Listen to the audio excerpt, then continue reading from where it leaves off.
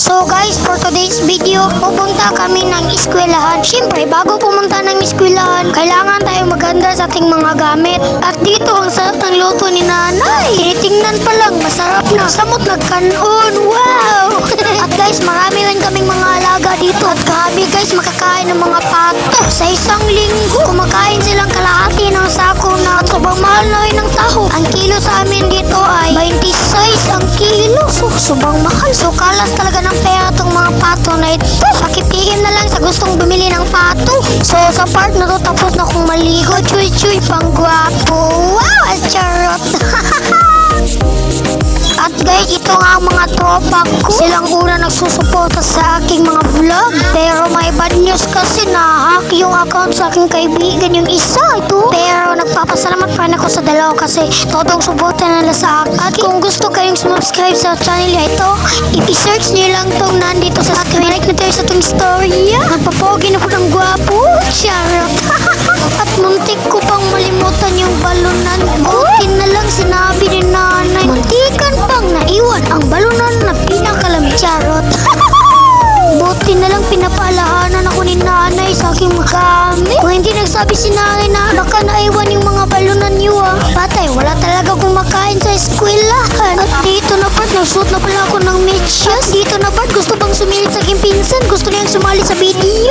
Kasi gusto niyang sumali sa video para sumikat daw siya. Charot.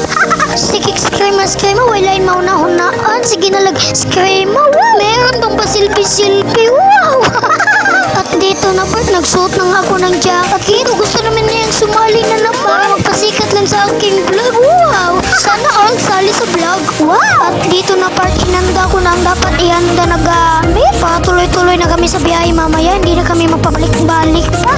At dito na part, paalis na nga kami. Nilagay na yung aking bag sa aming munting kabukab. Wow! Munting kabukab. Dito sumakay na sila. Handa na kami. Dito paalis na nga kami. At napapansin na hindi ako nag-uniform kasi hindi pa kasi natuyo yung uniform ko kahit hindi na lang ako nag-uniform. At pinuputol-putol ko lang ang video para hindi masyadong mahaba. Sa pag-i-edit kasi ang hirap kasi mag-edit ng sobrang haba. Gusto ko lang simple para mas madali akong matapos. Dito balik tayo sa ating topic. Pupunta na nga kami ng National Kapalong High School. So hindi pa nakakaalam sa akin. Grade 8 na pala ako. Nakakaalam niyo, elementary pa ako.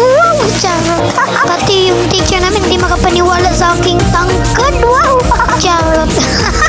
Sa bandang ilid naming tinataanan ay Kapalong Mirinal National High School pala ito. At papunta ng Kapalong National High School ay dadaan sa Riverwalk sa Kapalong. Nakalimutan ko, hindi pala dadaan sa Riverwalk. Dadaan pala sa daan, hindi pala sa bubong.